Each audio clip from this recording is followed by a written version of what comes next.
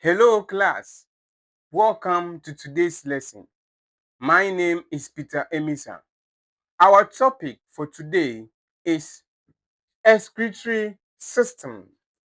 Now, if today is your first time joining my class, don't forget to hit down the subscribe button to subscribe to my channel so that whenever I make a new video, I send you a notification that I have sent a video so that you can watch and learn. What is excretory system? The excretory system is a collection of organs and tissues that work together to remove waste products from the human body. Now, the main excretory organs are, we have 1, liver, 2, skin, 3, lungs, 4, large intestines, and 5, kidneys. How does it work? Now, these organs I mentioned, these organs work together with the secretory system. Now, the secretory system transports waste to excretory organs. Also, the nervous system. The nervous system controls the excretory processes. We also have the endocrine system, which regulates excretory functions. So this is how they work together. Now, together, these systems maintain homeostasis. When we talk about homeostasis, it is the ability of the body to keep its internal environment constant and stable. Let me say, real world example is sweating on a hot day. Now, your body senses heat. Now, when the body senses heat, you sweat to cool down the body. As the body cools down, sweating decreases, maintaining balance. That is homeostasis. Why is excretion important? No. Excretion is essential because 1, it removes metabolic waste products. 2, it eliminates poisonous substances. 3, it controls water levels in the body. 4, it maintains pH of the blood. Then 5, regulates ionic concentrations of blood fluid. What then is excretion? Excretion is a biological process in which an organism removes the metabolic waste from its body. The human body removes several types of waste products, and these waste products are substances which are no longer needed by the body. That is the stuff itself. These waste products, they are no longer needed by the body. That is the waste product. If we take an excretory organ, which is the lungs, now the source or what it is involved in. Now, the lungs is involved in cellular respiration. That is the source. Then the waste product which is removed by the lungs is what? Carbon dioxide. This means carbon dioxide is no longer needed by the body. So it is a waste product and it is removed by the lungs.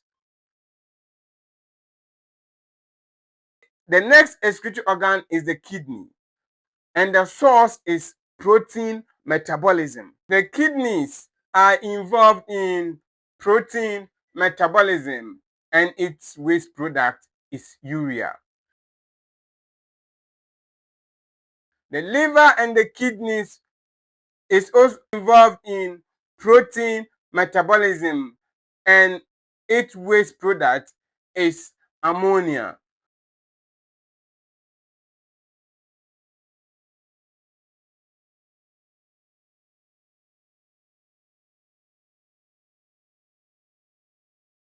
At the same time, the kidneys is also involved in nucleic acid metabolism, and its waste product is uric acid.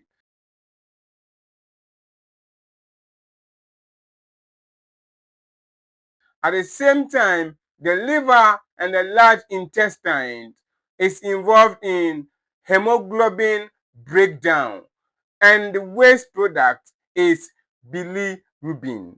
That is hemoglobin breakdown, and its waste product is bilirubin.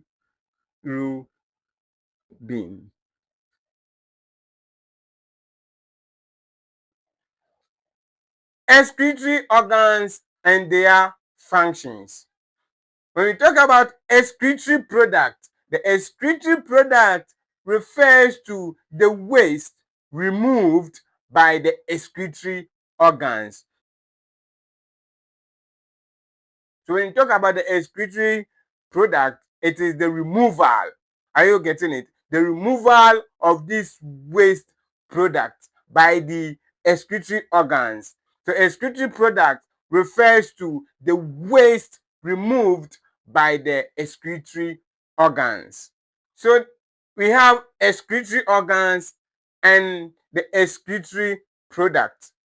So the first excretory organ we are going to talk about is the skin. Now, the skin's excretory products are, we have urea, lactic acid, excess salt, and excess water. Now, all these excretory products, they are in the form of sweat. So when we sweat, the component of the sweat is the urea, the lactic acid, the excess salt, and the excess water. These form the sweat. So when we ask you to list the excretory product of the skin, you are to write urea, the lactic acid, the excess salt, and the excess water. Please don't write sweat.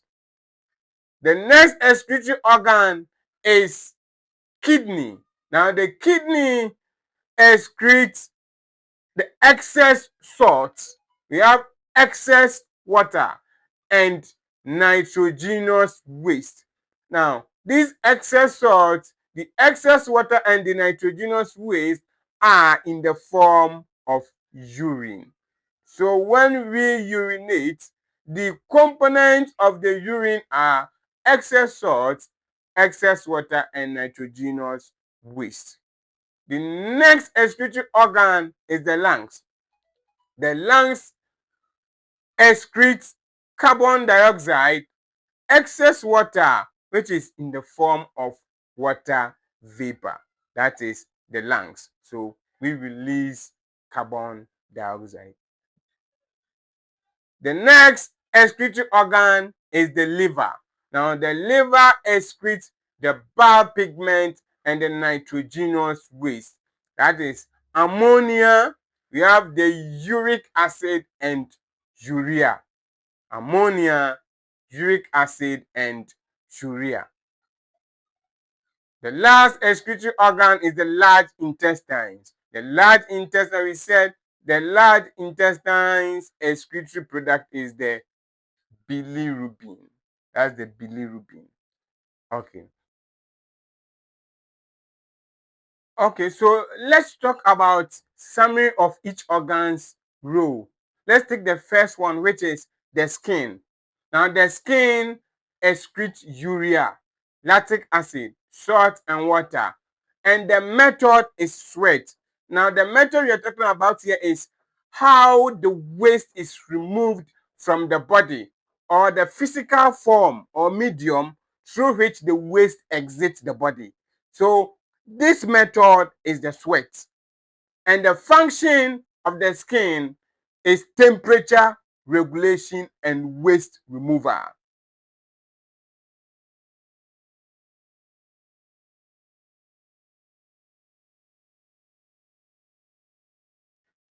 The next excretory organ is the kidneys. Now, the kidneys excrete excess salts, the water, and nitrogenous waste, and the method is urine.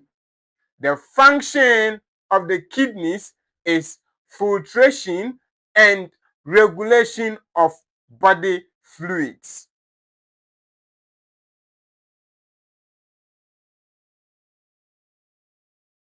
The next one is the lungs. Now, the lungs excrete carbon dioxide and water vapor. Now, the method is breathing. Breathing.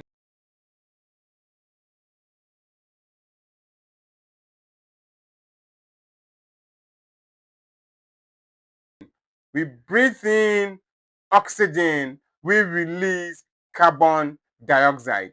Then the function of the lungs is for gaseous exchange and waste removal.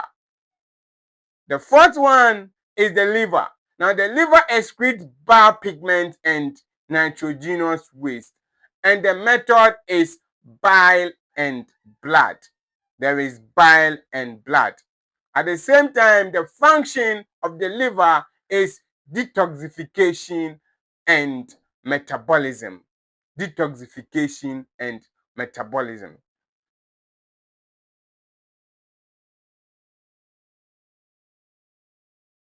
The fifth point is the large intestine. The large intestine excretes the bilirubin, and the method is feces.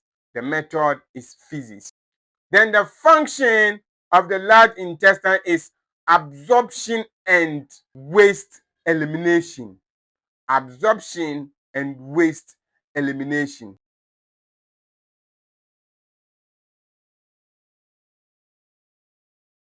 Let's move to the skin. The skin is the largest organ in the body.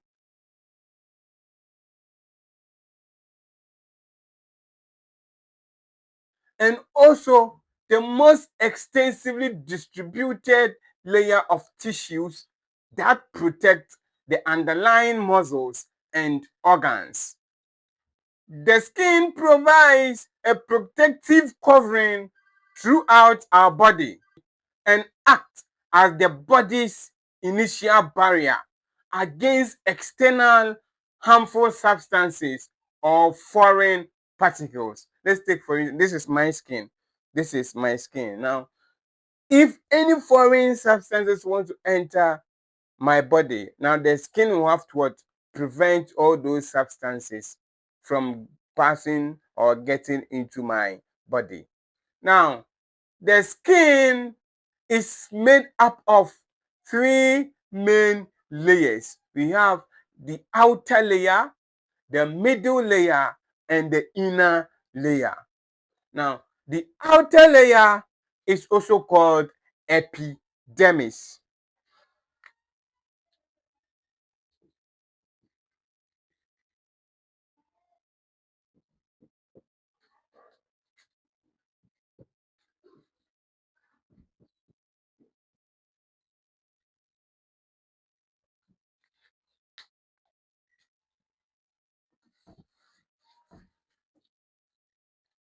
So the epidermis is the outer layer.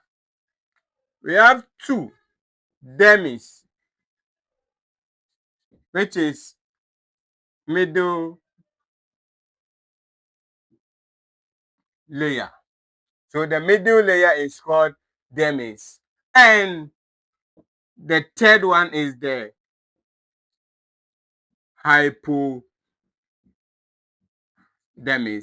which is the inner layer. So hypodermis is the inner layer, also called the fat layer. Fat layer. So let's take the epidermis. The epidermis, which is the outer layer, is made up of the stratum corneum, which is the dead cells. Then the living cells with melanocytes. And when you take the dermis, which is the middle layer, the dermis is made up of hair follicles, the sweat glands, we have the sebaceous glands, the blood capillaries, and the nerve endings. When you take the hypodermis, the inner layer, also called the fat layer, it is made up of the fat tissues for insulation and energy storage.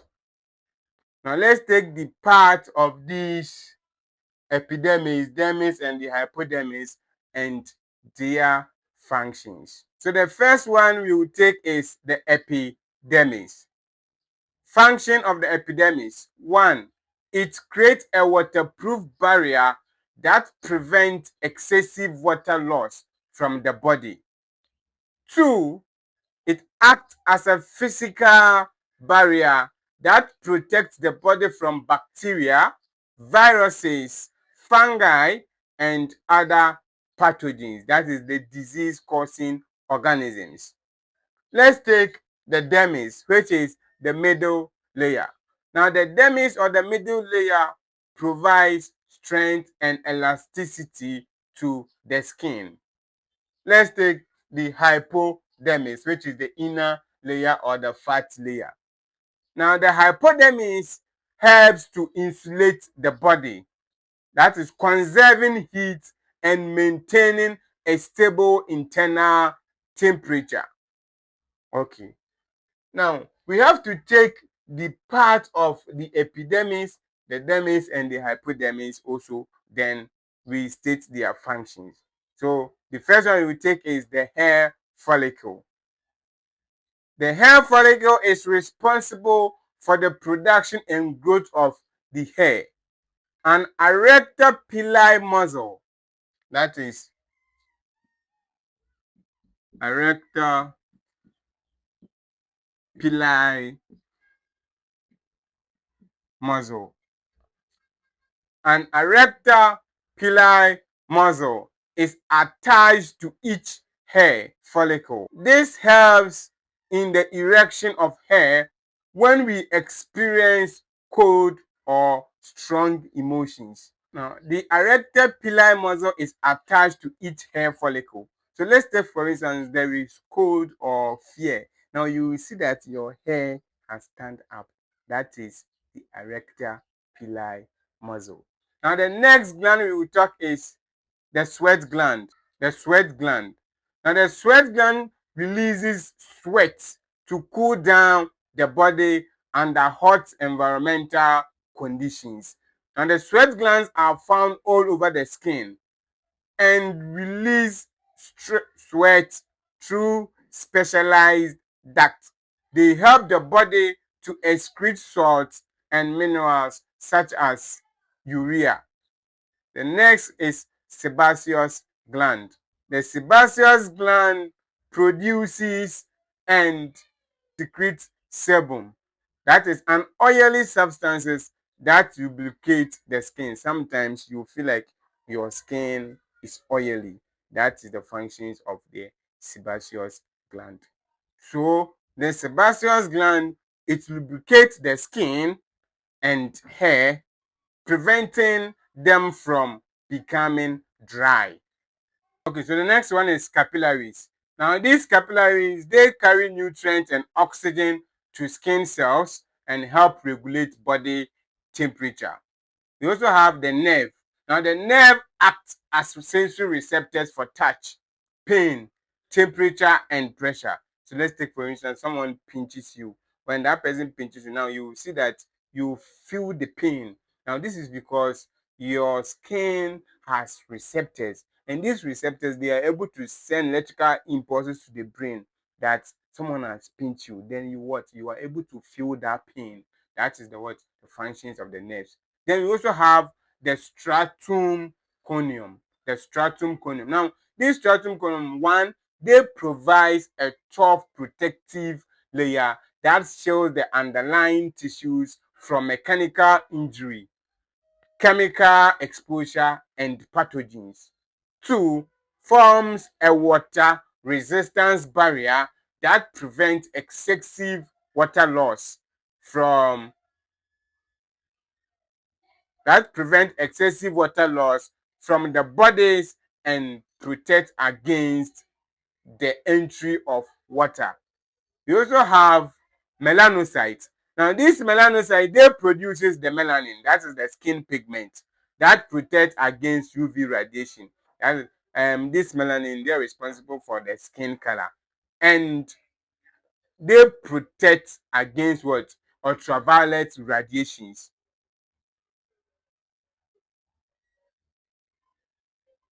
We also have fat tissues.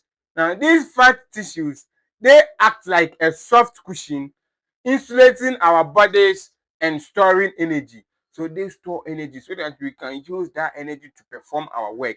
That's the function of the fat tissues. Are you getting it?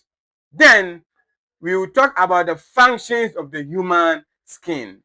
Functions of the human skin. So one, it serves as a barrier, or that is the barrier function. So the skin acts as a physical barrier, protecting internal tissues from pathogens, chemicals, and physical injuries. Then two, helps in UV protection. So UV protection. Now the UV protection, the melanin in the skin protect against harmful ultraviolet radiations from the what? From the sun. We also have temperature regulation. Now, through sweating and the dilation or constriction of blood vessels. Now, the skin helps what? It helps regulate our body's temperature. Now, sweating cools the body through what? Through evaporation. Now, this means the sweat, it will evaporate. So, sweating, it cools from the body through what? Evaporation. While blood vessels, adjustments. Now, the blood vessels adjustments, they help the body to either conserve or what? Or to release heat. Are you getting it? They help the body to either conserve or release. Now, sometimes you'll be sitting, you see that there is some heat coming out from your body. That is temperature regulation. You also have water balance. Now, the skin helps maintain the body's fluid balance by preventing what? Excessive water loss. You also have sensation. So, if someone pinch you like this. Now, the skin has some receptors, and these receptors, they are able to send electrical impulses to the brain that someone has pinched you. Then you feel the pain. So for sensation, the skin contains a variety of what? Of nerve endings that detect touch. They detect pressure. They detect pain and temperature, thereby allowing for sensory perception and interaction with the what? With the environment.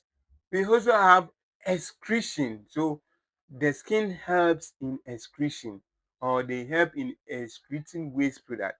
Now through sweat, the skin helps remove what? They remove waste products such as what? Such as urea, salt, and other what? Metabolic byproducts from the what? From the body. At the same time, they help in synthesis. So vitamin D production. Hmm? Vitamin D production. How is this from one? When you are exposed to UV radiation from the sun, the skin synthesizes vitamin D, which is what? Essential for calcium absorption and bone health. So early in the morning, try and go and sit under the sun when you are in the house. Early in the morning, if you sit under the scorching sun, you receive vitamin D. Next one is immune defense. Now, the skin is part of the body's immune system. It contains what? Specialized cells like the what? Langerhans. The Langerhans cells. Now, Langerhans cells. Now, these Langerhans cells, that they detect what? They detect and fight off invading pathogens. So any pathogens or any diseases causing organism which want to invade into the skin, these Langerhans cells, they fight against it. We also have storage. Storage. So the skin, they also act as a reservoir for the synthesis and storage of lipids and water, contributing to the body's overall energy balance. So they help to conserve water. If you drink water, the skin also helps to conserve water so that the water will be reabsorbed and be used by the body again, so that you can what? You can gain energy. Now, next one, what are the processes involved in excretion by the skin? Processes involved in excretion by the skin. How does the skin excrete waste? How does it do that? Now, the skin removes waste product through three main processes. There is three main processes by which the skin what? Removes waste product. Now, we have one, we have the sweat production. We have one, sweat production. And what is sweat? One may ask, what is sweat? Now, sweat is what? Is a fluid, or is a watery fluid produced by what? By sweat glands in the what? In the dermis layer of the skin.